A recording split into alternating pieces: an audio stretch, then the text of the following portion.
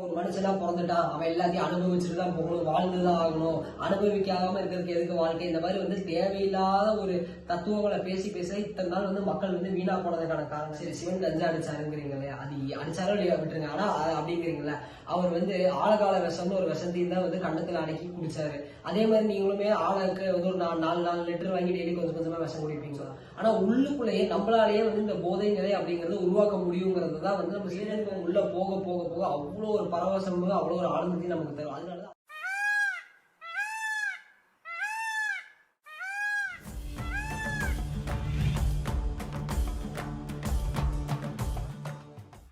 எங்க பார்த்தாலும் போதை போதை. இப்ப போதை ஆகிறது தவறு இல்லை, கொஞ்சம் போதையான தப்பு இல்லை, கரெக்ட் நிறைய பேர் பேச ஆரம்பிச்சிட்டாங்க. இதை விட ஒன்றும் அல்டிமேட்டா என்ன பேசுறாங்கன்னா, சிவன் கஞ்சா அடிச்சாரு அதனால நானும் கஞ்சா அடிக்க போறேன், கஞ்சா தான் சிவபானம் அப்படிங்கிறாங்க. நான் உடனே கேட்கறவங்க கிட்ட தான், சரி சிவன் கஞ்சா அடிச்சாருங்கிறீங்களே, அது அடிச்சாரோ இல்லையா விட்டுருங்க. ஆனா அப்படிங்கிறீங்களா, அவர் ஆழகால விஷம்னு ஒரு விஷத்தையும் தான் கண்ணத்துல அடக்கி குடிச்சாரு. அதே மாதிரி நீங்களுமே ஆளுக்கு ஒரு 4 லிட்டர் வாங்கி டெய்லி கொஞ்சம் கொஞ்சமா விஷம் குடிப்பீங்களா? கேட்டா சிவன் குடிச்சாரு, சிவன் குடிச்சனால நாங்களும் விஷம் குடிக்கிறேன்னு யாராவது குடிக்க முன் வருவீங்களா? யோசிச்சு பாருங்க. அந்த அவர் கஞ்சா அப்படிங்கிற ஒரு விஷயத்தை பத்தி ஏன் சிவனோட ஒப்பிட்டு பேசுறாங்க அப்படின்னா, அந்த ஒரு விஷயம் அப்படிங்கிறது பார்த்தீங்கன்னா ஒரு தத்துவத்தை சொல்றதுக்காக எந்நேரமும் அந்த ஒரு போதை நிலையில எப்படி அந்த கஞ்சா அப்படிங்கிறது ஒரு போதையை தருதோ, அந்த மாதிரி சிவன் அந்த சிவபோகத்துல இருக்காருங்கிறத காட்டுறதுக்காக ஒரு உவமையா கொடுத்தாங்களே தவிர உடனே அவர் உட்காந்துட்டு ஏதோ ஒரு காட்டுக்குள்ள கஞ்சா அடிச்சுட்டு இருந்தாருங்கிறது கிடையாது. அவரை பார்த்துட்டு அவர் இவங்களுக்கெல்லாம் கஞ்சா அடிக்கும் போது தன்னை ஒரு சிவனாகவே உணர்ற மாதிரி இவங்க எல்லாத்துக்குமே ஒரு உணர்வு வேற இதுல வருது. இதெல்லாமே ரொம்ப ரொம்ப தேவையில்லாத அபத்தமான கேவலமான உணர்வுகள் உங்களுக்கு வந்துச்சுன்னா தயவு செய்து இனிமேல் எப்போவாவது இந்த மாதிரி கஞ்சா இந்த மாதிரி யாராவது யூஸ் பண்றாங்க அப்படின்னா உடனே அவங்ககிட்ட போய் சிவபானம் படிக்கிறாங்க, சிவ இது பண்றாங்கன்னு தயவு செய்து சொல்லாங்க. அது ரொம்ப ரொம்ப தவறான ஒரு விஷயம். இந்த இடத்துல எல்லாருமே போதைக்கு ஏதோ ஒரு விதத்துல போதைக்கு அடிமையா இருக்கிறாங்க. அது வெறும் ஆல்கஹால் அப்படிங்கிறதோ, இல்லைன்னா இந்த மாதிரி கேனிபன்ஸ் இந்த கஞ்சான்னு சொல்றதோ, மரிஜுவானான்னு சொல்றதோ, இல்லைன்னா இந்த ஸ்மோக்கிங், இதுக்கு பேர் மட்டுமே போதை கிடையாது. நீங்க வாழ்க்கையில ஒரு சின்ன சின்ன விஷயங்கள் பண்றீங்க பார்த்தீங்களா, பேருக்கு அடிமையாகிறது, புகழுக்கு அடிமையாகிறது, இல்லை பணத்துக்கு அடிமையாகிறது, பெண்களுக்கு இல்லை இந்த மாதிரி ஏதோ ஒரு விஷயத்துக்கு ஏதோ ஒரு இந்த எல்லாமே உங்களுக்கு போதை தரக்கூடிய விஷயம் தான். இது எதுக்கு நீங்க அடிமையா இருந்தாலும் நீங்களுமே ஒரு போதையாளர் தான் அப்படிங்கறத நீங்க புரிஞ்சுக்கோங்க. இந்த இடத்துல எல்லாரும் சிற்றின்பம் இன்பம்னு நோக்கி ஓடி இருக்கீங்க. இந்த சிற்றின்பம் என்ன பண்ணும் அப்படின்னா இந்த சிற்றின்பம் மூளை வரைக்கும் தான் உங்களுக்கு சந்தோஷம் அப்படிங்கிற ஒரு விஷயத்தை தரும். ஏதாவது பண்ணா ஆனந்தமா இருக்கு, சுகமா இருக்கு, சந்தோஷமா இருக்கும்பீங்க. அதே விஷயத்த திருப்பி திருப்பி திருப்பி நீங்க பண்ணி பாருங்களேன், என்ன ஆகும், கடைசியில் சலிச்சுதான் போகும். அது மண்ணா இருந்தாலும் சரி, பெண்ணா இருந்தாலும் சரி, பொண்ணா இருந்தாலும் சரி, எதா இருந்தாலும் ஒரு குறிப்பிட்ட லெவலுக்கு மேல நம்மளே எல்லாத்தையும் வெறுத்துட்டு போயிடுவோம். இதுதான் இது வரைக்கும் ஹிஸ்டரியிலுமே இருக்குது. யாருமே கடைசி வரைக்குமே எல்லாத்தையும் சந்தோஷமா வச்சு வாழ்ந்தவங்க கிடையாது.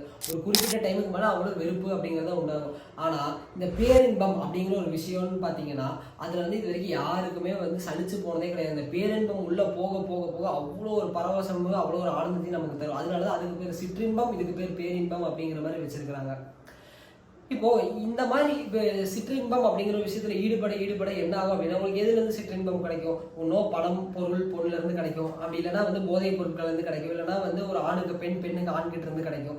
இதெல்லாம் பண்ண என்ன ஆகும்னா உங்களோட உடல் அப்படிங்கிற ஒரு விஷயம் தான், உடல்ல இருக்கிற அந்த பிராணசக்தி அப்படிங்கிறது தான் விரயமாகும். இப்ப நிறைய நீங்க இந்த சரக்கு அடிக்கிற மாதிரி இருக்கீங்க, இல்லைன்னா இந்த மாதிரி நிறைய சம்பாதிக்கணும், இந்த மாதிரி வெறியா இருக்கீங்கன்னா என்ன ஆகும், அதுக்கு எல்லாமே நீங்க அந்த பொருள் உங்களுக்குள்ள வரணும்னா நீங்க என்ன பண்ணணும், அதுக்கு என்ன ஒரு விலை கொடுக்கணும். அந்த விலை என்னவா இருக்கணும், உங்களோட உயிர், உங்களோட பிராணசக்தி, உங்களோட நேரமா தான் இருக்கும். இதெல்லாமே நாங்க பண்ணக்கூடாதுன்னு யாருமே சொல்ல வரல. இதெல்லாம் அளவோடு இருக்க வேண்டிய விஷயங்கள்.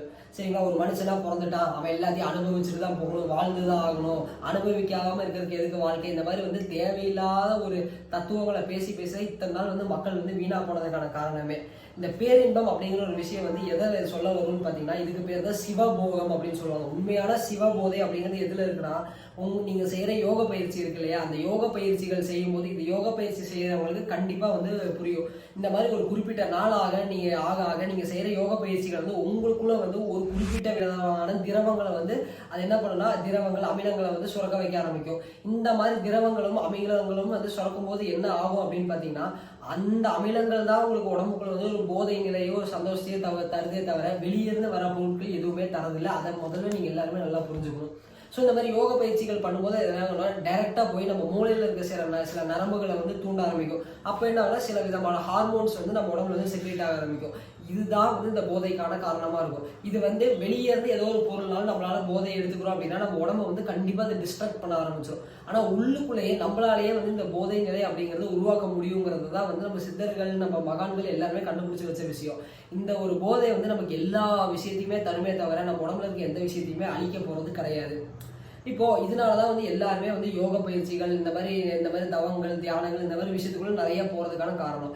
இப்போ ஒரு சிற்றின்பம் அப்படிங்கிறது வந்து உங்களோட மூளையோட நின்றுடும். ஆனா இந்த பேரின்பம் அப்படிங்கறத வந்து அந்த சுகத்தை வந்து ஒவ்வொரு செல்லுமே அனுபவிக்கும். உங்களோட ஒவ்வொரு செல்லுமே வந்து ஒளி தேகமா மாற ஆரம்பிக்கும். முழுமையான ஒரு சரியான யோக பயிற்சிகள் நீங்க வந்து செய்ய ஆரம்பிச்சீங்கனாலே போதும், உங்களோட உடம்புக்குள்ளேயே அந்த மாதிரி பல்வேறு மாற்றங்கள் அப்படிங்கிறது தெரிய ஆரம்பிக்கும். இப்ப எல்லாருமே சரி எனக்கு வந்து யோகம் செய்யணும் அப்படிங்கிற மாதிரி எல்லாரும் என்ன பண்றாங்கன்னா போறாங்க. பட் என்ன பண்றாங்க அப்படின்னா ஒன்னும் தப்பான ஆள்கிட்ட போய் அவங்க வந்து பிராக்டிஸ் அப்படிங்கிறது எடுத்துக்கிறாங்க.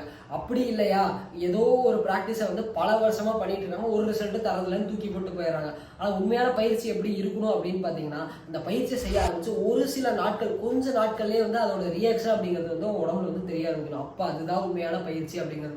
ஒரு சிலர் என்ன சொல்லுவாங்க அப்படின்னா உங்களோட உடல் பக்குவத்துக்கு தகுந்த மாதிரி மாசங்கள் ஆகலாம், வருஷங்கள் ஆகலாம், இதெல்லாம் சும்மா தேவையில்லாத உருட்டுகள்.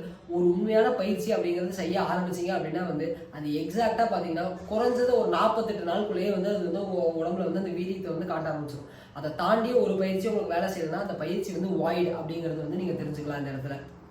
இப்போ இந்த மாதிரி பயிற்சிகள் பண்றோம், இந்த பேரின்பத்தை அனுபவிக்கிறோம் அப்படின்னு பாத்தீங்கன்னா இந்த பேரின்பம் எப்படி இருக்கும்னா ஒரு நமக்கு வந்து ஒரு படுக்கையில கிடைக்கிற சிற்றின்பமோ இல்லை போதையில கிடைக்கிற சிற்றின்பத்தை தாண்டி ஒரு 100 மடங்கு வந்து பெரிய ஒரு ப்ளஷரை வந்து நம்ம உடம்புல வந்து கிரியேட் பண்ணி கொடுக்கும். இப்போ நார்மலா பாத்தீங்கன்னா ஒரு ஆல்கஹால் எடுக்கும் போது என்ன ஆகுனா குறைஞ்சது பாத்தீங்கன்னா ஒரு 18 இருந்து 36 மணி நேரம் வரைக்கும் தான் அந்த போதை அப்படிங்கிறது உங்க உடம்புக்குள்ள இருக்கும். ஆனா இந்த மாதிரி யோகம் அப்படிங்கிற ஒரு விஷயத்தினால உங்களுக்கு போதை ஏற்படுதுன்னா 24 மணி நேரமுமே வந்து சதா காலமும் நீங்க வந்து அந்த ஒரு சுகமான ஒரு போதை நிலையிலேயே தான் இருப்பீங்க அப்படிங்கறத வந்து நீங்க புரிஞ்சுக்கணும். உங்களுக்கு எது வேணும்னு நீங்களே வந்து முடிவு பண்ணிக்கோங்க இதுக்கு மேல. நன்றி. அடுத்து ஒரு சிறப்பான பதிவுல சந்திக்கலாம்.